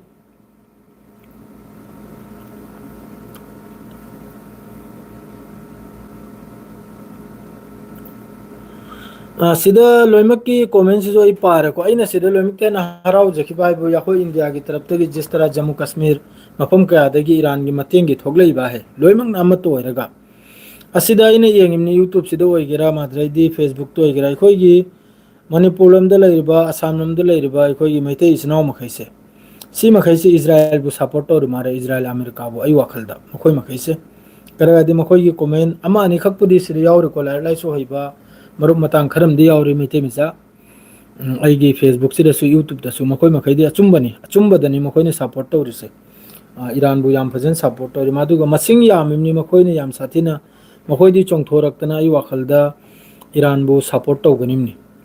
ꯀꯔꯤꯒꯤ ꯍꯥꯏꯕꯗꯤ ꯏꯔꯥꯟꯒ ꯇꯧꯅꯔꯤꯕ ꯌꯦꯛꯅꯔꯤꯕ ꯃꯤ ꯃꯈꯩ ꯍꯥꯏꯁꯨ ꯃꯈꯣꯏꯒꯤ ꯑꯥꯏꯗꯤꯌꯣꯂꯣꯖꯤ ꯑꯗꯩꯗꯤ ꯃꯈꯣꯏꯅ ꯈꯜꯂꯤꯕ ꯋꯥꯈꯜ ꯑꯗꯨ ꯍꯧꯖꯤꯛ ꯖꯤꯁꯇꯔꯥ ꯃꯅꯤꯄꯨꯔꯗ ꯑꯣꯏꯔꯤꯕ ꯃꯤ ꯃꯈꯩꯁꯦ ꯍꯧꯖꯤꯛ ꯇꯧꯅꯔꯤꯕ ꯀꯥꯡꯂꯨꯞ ꯑꯃꯁꯦ ꯃꯈꯣꯏꯒꯤ ꯅꯛꯁꯦ ꯀꯗꯝꯗ ꯆꯠꯄ ꯃꯤ ꯉꯥꯛꯇꯅꯕ ꯏꯔꯥꯟꯒ ꯍꯧꯖꯤꯛ ꯂꯥꯟ ꯊꯦꯡꯅꯔꯤꯕ ꯀꯥꯡꯂꯨꯞ ꯍꯥꯏꯔꯦ ꯖꯥꯏꯌꯨꯅꯤꯁ ꯍꯥꯏꯔꯤꯕ ꯍꯥꯏ ꯑꯩꯒꯤ ꯂꯝꯆꯠ ꯈꯥꯁꯤꯂ ꯆꯠꯄ ꯃꯤꯑꯣꯏ ꯉꯥꯛꯇꯅꯤ ꯏꯔꯥꯟꯒ ꯍꯧꯖꯤꯛ ꯊꯦꯡꯅꯔꯤꯁꯦ ꯃꯤꯗꯜ ꯏꯁꯁꯤꯗ ꯑꯗꯨꯝ ꯇꯧꯗꯅ ꯈꯜꯂꯨꯔꯒꯗꯤ ꯄꯥꯡꯒꯜꯗꯒꯤꯁꯨ ꯃꯨꯁꯜꯃꯥꯟꯗꯒꯤꯁꯨ ꯍꯦꯟꯅ ꯑꯩ ꯋꯥꯈꯜꯗꯗꯤ ꯑꯇꯣꯞꯄ ꯖꯥꯇꯤꯅ ꯏꯔꯥꯟꯁꯤꯕꯨ ꯁꯞꯄꯣꯔꯠ ꯇꯧꯐꯝ ꯊꯣꯛꯏ ꯑꯩꯒꯤ ꯍꯤꯁꯥꯞꯇꯗꯤ straight of ꯍꯥꯔꯃꯨꯁ totally ꯕꯟꯅꯤꯀꯣ straight of ꯍꯥꯔꯃꯨꯁꯁꯤ ꯍꯧꯖꯤꯛ ꯐꯥꯎꯕ ꯄꯨꯔꯥ ꯕꯟꯅꯤ ꯕꯟ ꯑꯣꯏꯕꯁꯤ ꯏꯔꯥꯟꯒꯤ ꯇꯔꯞꯇ ꯍꯥꯏꯔꯤꯁꯤꯅꯕꯨ ꯏꯁꯇ꯭ꯔꯦꯠ ꯑꯣꯐ ꯍꯥꯔꯃꯨꯁꯁꯤ ꯍꯥꯡꯉꯤ ꯁꯤꯅꯤ ꯍꯥꯡꯕꯁꯤꯅ ꯀꯅꯥꯒꯤꯗꯃꯛꯇꯅ ꯍꯥꯏꯕꯕꯨ ꯏꯔꯥꯟꯒꯤ ꯃꯇꯨꯡꯗ ꯂꯦꯞꯄ ꯃꯈꯩꯁꯦ ꯑꯗꯨꯒ ꯑꯃꯦꯔꯤꯀꯥ ꯑꯃꯁꯨꯡ ꯏꯖ꯭ꯔꯥꯏꯜꯒꯤ ꯑꯦꯂꯥꯏꯟꯁ ꯃꯈꯩꯒꯤꯗꯤ ꯏꯁꯇ꯭ꯔꯦꯠ ꯑꯣꯐ ꯍꯥꯔꯃꯨꯁꯁꯦ ꯕꯟꯅꯤ ꯄꯨꯔꯥ ꯇꯣꯇꯦꯂꯤ ꯀ꯭ꯂꯣꯖꯅꯤꯀꯣ ꯇꯣꯇꯦꯂꯤ ꯀ꯭ꯂꯣꯖꯅꯤ ꯑꯁꯤꯗ ꯂꯥꯛꯄ ꯇꯥꯔꯒꯗꯤ ꯗꯤꯁꯇ꯭ꯔꯣꯏꯅꯤ ꯂꯨꯞꯍꯜꯒꯅꯤ ꯖꯍꯥꯖ ꯑꯁꯤꯅꯤ ꯏꯔꯥꯟꯅ ꯍꯥꯏꯔꯤꯁꯦ ꯃꯥꯅꯤ ꯃꯥꯅꯤ ꯌꯥꯝ ꯂꯥꯏꯔꯤꯛ ꯂꯥꯏꯁꯨ ꯍꯩꯕ ꯒ꯭ꯌꯥꯟ ꯇꯥꯕ ꯄꯣꯂꯤꯇꯤꯛꯁ ꯈꯪꯕ ꯑꯗꯨ ꯃꯈꯩꯗꯤ ꯂꯣꯏꯅ ꯏꯔꯥꯟꯕꯨ ꯁꯞꯄꯣꯔꯠ ꯇꯧꯅꯤꯀꯣ ꯑꯗꯨꯒ ꯊꯃꯣꯏꯗ ꯃꯨꯇꯛꯅ ꯂꯩꯕ ꯀꯥꯡꯂꯨꯞꯇꯨ ꯑꯗꯨꯗꯤ ꯇꯧꯔꯣꯏ ꯀꯔꯤꯒꯤ ꯍꯥꯏꯕꯗꯤ ꯑꯦꯅꯤ ꯖꯥꯇꯤ ꯑꯣꯏꯁꯅꯨ ꯑꯗꯨꯗꯤ ꯇꯧꯔꯣꯏ ꯀꯔꯤꯒꯤ ꯍꯥꯏꯕꯗꯤ ꯏꯔꯥꯟꯅ ꯊꯦꯡꯅꯔꯤꯕ ꯂꯥꯟꯅ ꯀꯅꯥꯅ ꯆꯨꯝꯃꯤ ꯀꯅꯥꯅ ꯂꯥꯜꯂꯤ ꯂꯣꯏꯅꯃꯛꯁꯨ ꯈꯪꯉꯤꯕꯅꯤ ꯂꯣꯏꯅꯃꯛꯁꯨ ꯈꯪꯉꯤꯕꯅꯤ ꯑꯗꯨꯃꯛꯄꯨ ꯉꯁꯥꯏꯒꯤ ꯐꯥꯗꯔꯂꯦꯟ ꯑꯗꯨ ꯑꯇꯥ ꯍꯥꯏꯅ ꯂꯝ ꯄꯥꯝꯕ ꯀꯥꯡꯂꯨꯞꯁꯤꯕꯨ ꯁꯞꯄꯣꯔꯠ ꯇꯧꯕ ꯀꯥꯡꯂꯨꯞ ꯑꯃꯁꯨ ꯂꯩꯔꯤꯅꯣ ꯑꯗꯨ ꯇꯧꯖꯅꯤ ꯃꯁꯥ ꯃꯁꯥꯒꯤ ꯔꯥꯏꯅꯤꯀꯣ ꯁꯞꯄꯣꯔꯠ ꯇꯧꯕꯗ ꯑꯗꯨꯃꯛꯄꯨ ꯑꯆꯨꯝ ꯑꯔꯥꯜ ꯈꯖꯤꯛꯇꯪ ꯌꯦꯡꯕꯤꯌꯨ ꯍꯥꯏꯔꯤꯕꯅꯤꯗ ꯑꯩꯅ ꯍꯥꯏꯔꯤꯁꯤꯅ ꯀꯅꯥꯅ ꯆꯨꯝꯃꯤ ꯀꯅꯥꯅ ꯂꯥꯜꯂꯤ ꯏꯔꯥꯟꯅ ꯍꯧꯖꯤꯛ ꯐꯥꯎꯕ ꯌꯦꯡꯉꯨ ꯏꯁꯇꯦꯠꯃꯦꯟ ꯈꯔ ꯄꯤꯔꯤꯕ ꯍꯥꯏ ꯏꯔꯥꯟꯒꯤ ꯑꯥꯏ ꯑꯥꯔ ꯖꯤ ꯁꯤꯒꯤ ꯇꯔꯞꯇꯒꯤ ꯌꯥꯝꯅ ꯏꯁꯇꯦꯟꯗꯔꯗ ꯄꯤꯕꯅꯤ ꯑꯃꯦꯔꯤꯀꯥꯒꯤ ꯆꯣꯡꯊꯣꯔꯛꯇꯅ ꯄꯤꯔꯤꯕ ꯄꯨꯔꯥ ꯇꯦꯔꯣꯔꯤꯁꯀꯤ ꯃꯑꯣꯡꯗꯅꯤꯀꯣ ꯃꯈꯣꯏꯅ ꯏꯁꯇꯦꯠꯃꯦꯟ ꯈꯔ ꯄꯤꯔꯤꯕ ꯂꯥꯟꯒꯤ ꯃꯔꯝꯗ ꯌꯥꯝꯅ ꯁꯣꯏꯅ ꯌꯥꯕ ꯑꯁꯤꯗꯁꯨ ꯏꯁꯇꯦꯠꯃꯦꯟ ꯄꯤꯕꯗꯁꯨ ꯃꯈꯣꯏꯒꯤ ꯈꯇꯝ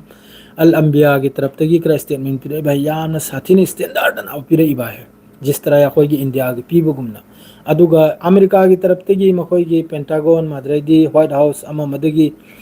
ꯏꯁꯇꯦꯠꯃꯦꯟ ꯄꯤꯔꯛꯏꯕꯅ ꯄꯨꯔꯥ ꯇꯦꯔꯣꯔꯤꯁꯀꯤ ꯇꯥꯏꯞꯇꯅꯕ ꯏꯔꯥꯟꯕꯨ ꯂꯣꯏꯖꯤꯟꯒꯅꯤ ꯇꯨꯝꯍꯟꯒꯅꯤ ꯈꯣꯠꯍꯟꯒꯅꯤ ꯑꯗꯨꯒꯨꯝꯕ ꯋꯥꯍꯩ ꯉꯁꯤ ꯐꯥꯎꯕꯗ ꯑꯥꯏ ꯑꯥꯔ ꯖꯤ ꯁꯤꯒꯤ ꯇꯔꯞꯇꯒꯤ ꯑꯗꯨꯛ ꯀꯜꯕ ꯋꯥꯍꯩ ꯑꯃꯐꯥꯎ ꯍꯥꯏꯗ꯭ꯔꯤ ꯑꯗꯨꯒ ꯍꯧꯖꯤꯛ ꯐꯥꯎꯗ ꯑꯥꯏ ꯑꯥꯔ ꯖꯤ ꯁꯤꯒꯤ ꯇꯔꯞꯇꯒꯤ ꯏꯔꯥꯟꯒꯤ ꯇꯔꯞꯇꯒꯤ ꯏꯖ꯭ꯔꯥꯏꯜ ꯃꯅꯨꯡꯗ ꯏꯁꯇ꯭ꯔꯥꯏꯛ ꯇꯧꯔꯤꯕ ꯃꯗꯩꯗꯤ ꯃꯤꯗꯜ ꯏꯁꯇ ꯏꯁꯇ꯭ꯔꯥꯏꯛ ꯇꯧꯔꯤꯕ ꯃꯈꯩꯁꯦ ꯂꯣꯏꯅ ꯑꯃꯦꯔꯤꯀꯥꯒꯤ ꯕꯦꯁ ꯑꯗꯩꯗꯤ ꯑꯥꯏ ꯗꯤ ꯑꯦꯐꯀꯤ ꯍꯦꯠ ꯀ꯭ꯋꯥꯇꯔ ꯃꯨꯁꯥꯠꯀꯤ ꯍꯦꯠ ꯀ꯭ꯋꯥꯇꯔ ꯄꯥꯕ꯭ꯂꯤꯛ ꯄ꯭ꯂꯦꯁꯇ ꯏꯔꯥꯟꯅ ꯉꯁꯤ ꯇꯧꯒꯥꯏꯅ ꯇꯧꯔꯛꯑꯗꯤ ꯍꯧꯖꯤꯛ ꯅ꯭ꯌꯨꯀ꯭ꯂꯤꯌꯔ ꯋꯥꯔ ꯐꯥꯎ ꯌꯧꯅꯈ꯭ꯔꯅꯤ ꯑꯩꯒꯤ ꯍꯤꯁꯥꯞꯇꯅꯤ ꯍꯥꯏꯔꯤꯁꯦ ꯀꯔꯤꯒꯤ ꯍꯥꯏꯕꯗꯤ ꯏꯔꯥꯟꯒꯤ ꯖꯤꯁꯇꯔꯥ ꯏꯔꯥꯟꯒꯤ ꯃꯤꯁꯥꯏꯜ ꯃꯈꯩꯅ ꯍꯧꯖꯤꯛ ꯏꯖ꯭ꯔꯥꯏꯜꯒꯤ ꯏꯌꯥꯔ ꯏꯁꯄꯦꯁꯇ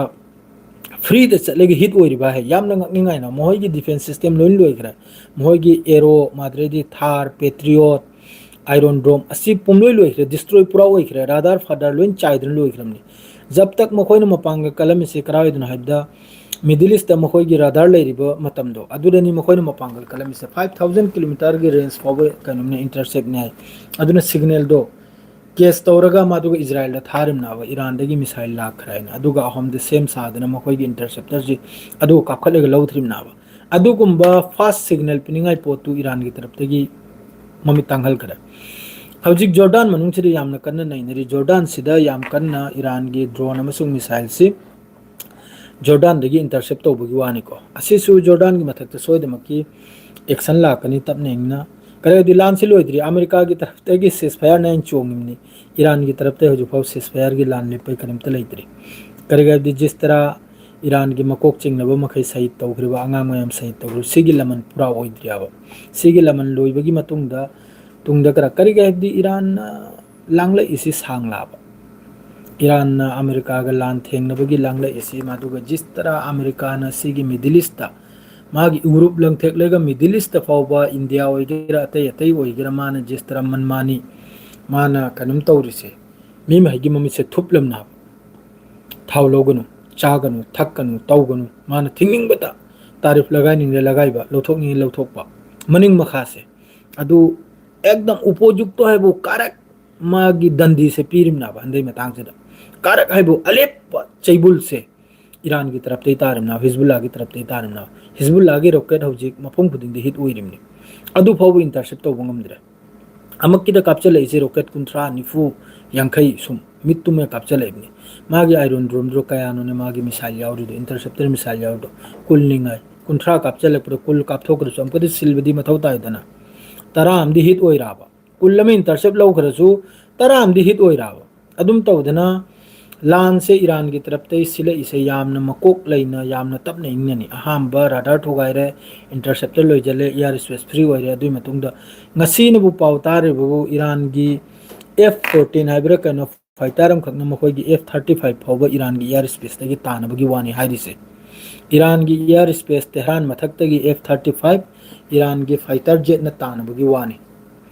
अदोडी ईरान दसु लैरियाबा ईरान दसु मोंग मोंगी खुचु खुलाई चौजु फाउ सीजन न दियाबा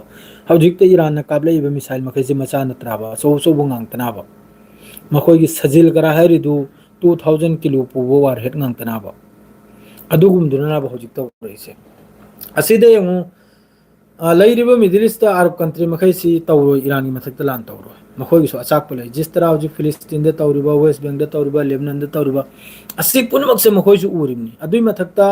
karigumba sigi tanja sida iran na sumna iriba tanja sida karigumba mohoi na thoktana lan si yawru batawdi makhoi gi pham makhoi gi sit se khatra la yaba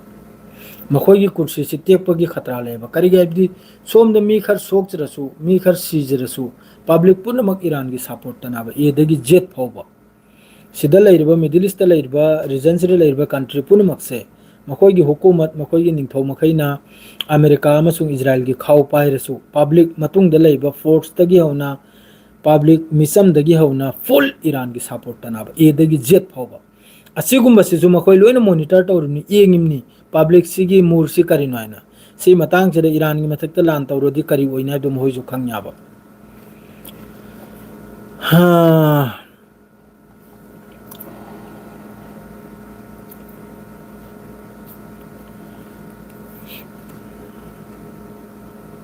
comment paro Arjun Sahani कराय ना के comment दो जहिर चसम ना की comment height वगैरह करेगिनो खंगदे सैतान Yahoo से सीद्र को जब चाक चादरी दे चादरी अल्हम्दुलिल्लाह ब्रो करिनो ईरान ना हुजिक फावो न्यूक्लियर टेस्ट तौद्री से न्यूक्लियर टेस्ट बुदी तौजरकचन इद तम निंग मागी मिसाइल लाइन सो काफी नि न्यूक्लियर दु सुमाई मतम यरकपदा दुम तौजरकचन ईरान ना हजु फावो ईरान ना याम साथी ना माई पाक न चलिको अदुगी वालेकुम अस्सलाम अर्जीना सहानी वालेकुम अस्सलाम हजु फावो ईरान ना याम साथी ना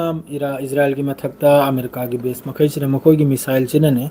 याम साथी ना नैरी अदुना न्यूक्लियर की मथौ तारक्तरे मथौ तारकप कांदा अदुसु इजराइल की तरफ तै करिगुंबा हलचल लैरिमनि द मखोगी सु खुफिया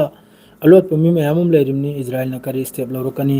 अमेरिका न करि स्टेप लौरकनी से मखोई सु उरिमनाबा अद्रैदी मखोगी क्रूज मिसाइल कयाम सु अमेरिका की तरफ तै कापचलक याम बदौ जे मखोई F-35 F-16 F-22 असि मखैसि यामना पाइजंद्रे को यामना पाइजंदबै मरम नबु इंटरसेप्ट से यामना तोइन तौबम तौरे ꯏꯔꯥꯟꯒꯤ ꯇꯔꯞꯇꯒꯤ ꯑꯗꯨꯅ ꯀꯤꯔꯨꯞ ꯇꯧꯗꯅ ꯃꯈꯣꯏꯁꯤ ꯁꯤꯖꯤꯟꯅꯗ꯭ꯔꯦ ꯌꯥꯝꯅ ꯈꯔ ꯋꯥꯠꯅ ꯁꯤꯖꯤꯟꯅꯗ꯭ꯔꯦ ꯂꯥꯞꯇꯛꯅ ꯃꯤꯁꯥꯏꯜꯒꯨꯝꯕ ꯀꯥꯞꯆꯤꯟꯕ ꯑꯁꯤꯒꯨꯝꯕꯅꯤ ꯃꯈꯣꯏꯅ ꯍꯧꯖꯤꯛ ꯇꯧꯔꯤꯁꯦ AGM 152 153 ꯈꯔ ꯍꯥꯏꯗꯣ ꯑꯗꯨꯅꯤ ꯍꯧꯖꯤꯛ ꯀꯥꯞꯆꯤꯜꯂꯤꯁꯦ ꯃꯈꯣꯏ ꯃꯈꯩꯁꯤꯁꯨ ꯁꯤꯒꯤ ꯅꯤꯡꯊꯧ ꯃꯈꯩꯁꯤꯁꯨ ꯕ꯭ꯔꯣ ꯆꯥꯗ꯭ꯔꯤ ꯁꯤꯒꯤ ꯅꯤꯡꯊꯧ ꯃꯈꯩꯁꯤꯁꯨ ꯌꯥꯝꯅ ꯌꯦꯡꯅꯅꯤꯀꯣ ꯈꯣꯡ ꯊꯥꯡꯉꯤꯁꯦ ꯌꯥꯝꯅ ꯏꯪꯅ ꯈꯣꯡ ꯊꯥꯡꯕꯒꯤ ꯃꯔꯝꯗꯤ ꯄꯥꯕ꯭ꯂꯤꯛ ꯃꯈꯩꯁꯤ ꯌꯥꯝꯅ ꯇꯦꯟꯁꯟꯗ ꯅꯥꯕ ꯖꯤꯁꯇꯔꯥ ꯃꯈꯣꯏꯅ ꯍꯧꯖꯤꯛ ꯄꯥꯜꯂꯤꯔꯤꯕ ꯑꯃꯁꯨꯡ ꯑꯃꯦꯔꯤꯀꯥꯒꯤ ꯏꯖ꯭ꯔꯥꯏꯜꯒꯤ ꯈꯥꯎ ꯄꯥꯏꯔꯤꯁꯦ ꯂꯣꯏꯅꯃꯛꯁꯨ ꯎꯔꯤꯕꯅꯤ ꯑꯗꯩ ꯖꯤꯁꯇꯔꯥ ꯍꯧꯖꯤꯛꯀꯤ ꯒ꯭ꯂꯣꯕal ꯍꯧꯖꯤꯛꯀꯤ ꯋꯥꯔꯜꯗ ꯖꯤꯁꯇꯔꯥ ꯍꯧꯖꯤꯛꯀꯤ ꯊꯥꯎꯒꯤ ꯄꯦꯁꯥꯔ ꯄꯦꯇ꯭ꯔꯣꯜꯒꯤ ꯄꯦꯁꯥꯔ ꯒ꯭ꯌꯥꯁꯀꯤ ꯄꯦꯁꯥꯔꯁꯦ ꯁꯤ ꯄꯨꯝꯅꯃꯛꯁꯨ ꯎꯔꯤꯕꯅꯤꯀꯣ ꯑꯗꯨꯒ ꯀꯇꯔꯒꯤ ꯇꯔꯞꯇ ꯑꯣꯏꯒꯦꯔꯥ ꯑꯇꯩ ꯑꯇꯩꯒꯤ ꯇꯔꯞꯇ ꯑꯣꯏꯒꯦꯔꯥ ꯊꯥ ꯑꯍꯨꯝ ꯃꯔꯤ ꯆꯪꯈꯤꯅꯤ ꯑꯃꯨꯛꯀ ꯅꯧꯅ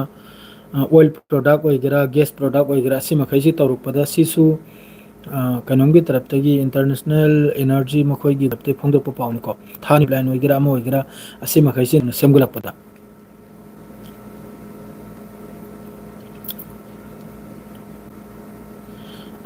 ꯁꯣꯝꯒꯤ ꯀꯩꯅꯣꯝꯁꯤ ꯑꯩꯅ ꯉꯥꯡꯕꯗꯤ ꯌꯥꯗꯦꯀꯣ ꯃꯈꯣꯏꯁꯤ ꯍꯥꯟꯅꯒꯤ ꯌꯥꯝꯅ ꯀꯨꯞꯅ ꯊꯤꯔꯨꯕꯗ ꯃꯈꯣꯏꯁꯤ ꯖꯥꯏꯅꯤꯁ ꯃꯈꯩꯒ ꯃꯔꯤ ꯑꯗꯨ ꯂꯩ ꯍꯥꯏꯅ ꯈꯔ ꯍꯥꯏꯀꯣ ꯃꯣꯏ ꯃꯃꯥ ꯃꯄꯥ ꯑꯃ ꯍꯥꯟꯅ ꯍꯧꯔꯛꯐꯝꯗꯣ ꯃꯈꯣꯏ ꯁꯣꯝꯗꯒꯤ ꯂꯥꯛꯄꯅꯤ ꯈꯔ ꯍꯥꯏꯅꯩꯀꯣ ꯑꯗꯨꯕꯨ ꯁꯤꯗꯒꯤ ꯑꯩꯅ ꯍꯥꯏꯕ ꯌꯥꯗ꯭ꯔꯕꯅꯤꯅ ꯑꯩ ꯍꯥꯏꯖꯗ꯭ꯔꯦ ꯂꯣꯏꯅ ꯂꯩꯔꯝꯅꯤ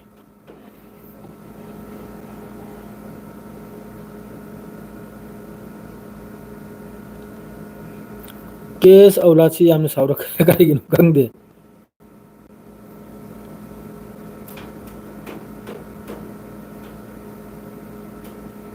ꯌꯦꯡꯉꯨ ꯁꯤꯗ ꯌꯥꯝꯅ ꯏꯝꯄꯣꯔꯇꯦꯟ ꯋꯥ ꯑꯃꯒ ꯂꯩꯀꯣ ꯈꯔꯅꯤ ꯃꯃꯥꯡꯗ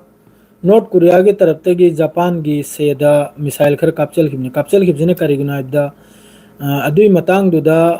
ꯏꯔꯥꯟꯗ ꯖꯄꯥꯟꯗꯒꯤ ꯃꯈꯣꯏꯒꯤ ꯏꯟꯇꯔꯁꯦꯞꯇꯔ ꯐꯨꯛꯇꯣꯛꯂꯒ ꯄꯨꯔꯛꯇꯅ ꯃꯤꯗꯜ ꯏꯁꯇ ꯈꯤꯜꯈꯤ ꯍꯥꯏꯕꯅꯤ ꯏꯖ꯭ꯔꯥꯏꯜ ꯑꯃꯁꯨꯡ ꯃꯤꯗꯜ ꯏꯁꯇ ꯈꯤꯜꯈꯤ ꯍꯥꯏꯕ ꯃꯈꯣꯏꯒꯤ ꯊꯥꯔ ꯂꯥꯡ ꯑꯃꯗꯣ ꯑꯗꯨꯒꯤ ꯃꯇꯨꯡꯗ ꯀꯩꯅꯣꯝꯅ ꯀꯣꯔꯤꯌꯥꯅ ꯖꯄꯥꯟꯗ ꯀꯥꯞꯆꯜꯂꯦ ꯃꯥꯗ꯭ꯔꯩꯗꯤ ꯆꯩꯅꯥꯅ ꯑꯃꯨꯛꯀ ꯏꯁꯇꯦꯠꯃꯦꯟ ꯄꯤꯔꯦ ꯇꯥꯏꯋꯥꯟ ꯂꯧꯁꯤꯜꯂꯅꯦꯅ ꯑꯗꯨꯗꯒꯤ ꯉꯁꯥꯏꯒꯤ ꯏꯟꯇꯔꯁꯦꯞ ꯄꯨꯔꯛꯄꯁꯦ ꯃꯈꯣꯏꯒꯤ ꯔꯥꯗꯥꯔ ꯑꯃ ꯐꯨꯛꯇꯅ ꯄꯨꯔꯛꯄꯁꯦ ꯑꯃꯨꯛꯀ ꯍꯟꯗꯅ ꯄꯨꯈꯤ ꯌꯥꯕ ꯑꯃꯦꯔꯤꯀꯥꯒꯤ ꯇꯔꯞꯇꯩ ꯀꯔꯤꯒꯤꯗꯤ ꯁꯣꯝꯗ ꯑꯃꯨꯛꯀ ꯅꯥꯟꯊꯣꯛꯂꯗꯤ ꯑꯁꯣꯝꯗ ꯅꯥꯟꯊꯣꯛꯈꯤꯗ꯭ꯔꯥ ꯍꯥꯏꯅ ꯑꯗꯨꯒꯨꯝꯕ ꯃꯌꯥꯝ ꯑꯃꯅꯤ ꯁꯤꯗ ꯍꯧꯖꯤꯛ ꯇꯧꯅꯔꯤꯁꯦ ꯑꯗꯨꯝ ꯀꯨꯖꯣꯕꯤ ꯍꯧꯖꯤꯛ ꯐꯥꯎꯕ ꯑꯜꯍꯝꯗꯨꯂꯤꯜꯂꯥ ꯃꯥꯒꯤ ꯄꯤꯔꯛꯄ 15 ꯄꯣꯏꯟꯗꯨ ꯏꯔꯥꯟꯒꯤ ꯇꯔꯞꯇꯒꯤ ꯔꯤꯖꯦꯛ ꯇꯧꯈ꯭ꯔꯦ ꯑꯗꯨꯒ ꯏꯔꯥꯟꯒꯤ ꯇꯔꯞꯇꯒꯤ ꯄꯣꯏꯟ 5 ꯑꯃ ꯃꯣꯏ ꯃꯊꯛꯇ ꯂꯪꯊꯈꯤꯀꯣ ꯑꯗꯨꯒꯤ ꯃꯇꯨꯡꯗ ꯀꯔꯤ ꯀꯔꯤ ꯄꯥꯎ ꯂꯥꯛꯄꯅꯣ ꯃꯇꯨꯡꯗ ꯑꯃꯨꯛ ꯇꯥꯔꯁꯤ ꯑꯩꯈꯣꯏ ꯃꯌꯥꯝ ꯍꯧꯖꯤꯛ ꯐꯥꯎꯗꯤ ꯖꯤꯁꯇꯔꯥ ꯑꯩꯈꯣꯏꯒꯤ ꯂꯩꯕꯥꯛꯀꯤ ꯌꯨꯝ ꯊꯨꯒꯥꯏꯕꯒꯨꯝ ꯊꯨꯒꯥꯏꯔꯤꯕꯅꯤ ꯏꯖ꯭ꯔꯥꯏꯜ ꯃꯅꯨꯡꯁꯤꯗꯅꯦ ꯏꯔꯥꯟꯒꯤ ꯃꯤꯁꯥꯏꯜꯁꯤꯅ ꯃꯈꯣꯏꯒꯤ ꯍꯧꯖꯤꯛꯀꯤ ꯗꯤꯃꯣꯅꯥ ꯑꯔꯥꯠ ꯑꯗꯩꯗꯤ ꯕꯤꯔ ꯁꯦꯕꯥ ꯇꯦꯜ ꯑꯕꯤꯕ ꯅꯣꯔꯗꯔꯟ ꯏꯖ꯭ꯔꯥꯏꯜ ꯍꯩꯐꯥ ꯑꯁꯤꯅꯆꯤꯡꯕ ꯁꯤ ꯃꯦꯟ ꯁꯤꯇꯤ ꯉꯥꯛꯇꯅꯤ ꯁꯤꯗꯅꯤꯀꯣ IDF ꯀꯤ ꯍꯦꯠ ꯀ꯭ꯋꯥꯇꯔ ꯃꯨꯁꯥꯠꯀꯤ ꯍꯦꯠ ꯀ꯭ꯋꯥꯇꯔ ꯃꯈꯣꯏꯒꯤ ꯈꯨꯠꯁꯨ ꯈꯨꯠꯂꯥꯏ ꯁꯥꯐꯝ ꯂꯩꯔꯤꯁꯦ ꯕꯤꯔ ꯁꯦꯕꯥ ꯇꯦꯜ ꯑꯕꯤꯕ ꯁꯦꯟꯇ꯭ꯔꯦꯜ ꯏꯖ꯭ꯔꯥꯏꯜ ꯃꯗꯩꯗꯤ ꯁꯣꯝꯗꯕꯨ ꯅꯣꯔꯗꯔꯟ ꯏꯖ꯭ꯔꯥꯏꯜ ꯃꯗꯩꯗꯤ ꯍꯩꯐꯥꯁꯤꯗꯅꯕꯨ ꯔꯤꯐꯥꯏꯅꯔꯤ ꯑꯃ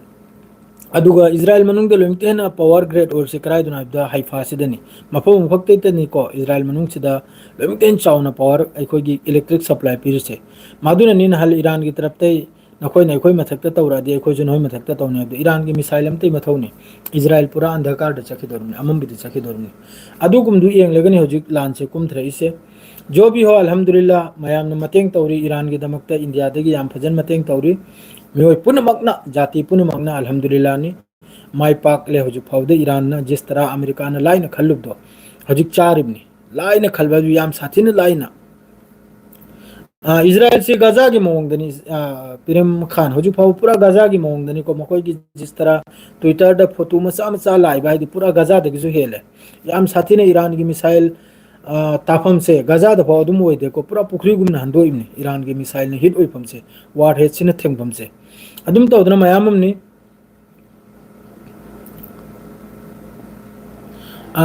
ꯏꯔꯥꯟꯒꯤ ꯖꯦꯠ ꯐꯥꯏꯇꯔꯁꯤ ꯏꯔꯥꯟꯗ ꯍꯧꯖꯤꯛ ꯐꯥꯎꯕ ꯌꯧꯔꯛꯇ꯭ꯔꯤꯀꯣ ꯌꯧꯔꯛꯄ ꯇꯥꯔꯗꯤ ꯁꯣꯏꯗꯅꯃꯛꯀꯤ ꯃꯈꯣꯏꯁꯨ ꯇꯧꯔꯛꯀꯅꯤ ꯑꯗꯨ ꯑꯣꯏꯔꯁꯨ ꯑꯩꯅ ꯍꯥꯏꯔꯤꯁꯤꯗꯤ ꯏꯔꯥꯟꯒꯤ ꯃꯤꯁꯥꯏꯜ ꯍꯥꯏ ꯀꯥꯐꯤꯅꯤ ꯏꯔꯥꯟꯒꯤ ꯃꯤꯁꯥꯏꯜ ꯂꯩꯔꯤꯕ ꯃꯈꯩ ꯌꯥꯏ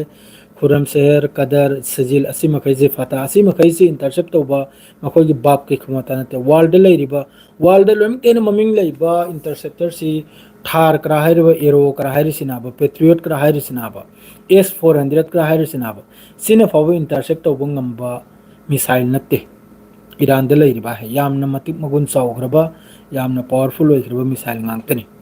ꯑꯗꯨ ꯖꯣꯕꯤꯌꯣ ꯃꯌꯥꯝ ꯗꯨआ ꯇꯧꯃꯤꯟꯅꯁꯤ ꯁꯤ ꯍꯥꯏꯔꯒ ꯂꯣꯏꯖꯔꯒꯦ ꯃꯊꯪꯒꯤ ꯄꯥꯎ ꯑꯃ ꯏꯟꯁꯥꯜꯂꯥ ꯄꯨꯡ 9ꯒꯤꯗ ꯂꯥꯛꯀꯅꯤ ꯑꯄꯨꯟꯕ ꯄꯥꯎ ꯑꯃ ꯀꯔꯤ ꯀꯔꯤꯅꯣ ꯍꯧꯖꯤꯛ ꯐꯥꯎꯕ ꯆꯠꯊꯈ꯭ꯔꯤꯁꯦ ꯍꯥꯏꯕꯁꯦ ꯁꯤ ꯍꯥꯏꯔꯒ ꯂꯣꯏꯖꯔꯒꯦ ꯁꯂꯥꯝ ꯑꯂꯩꯀꯨꯝ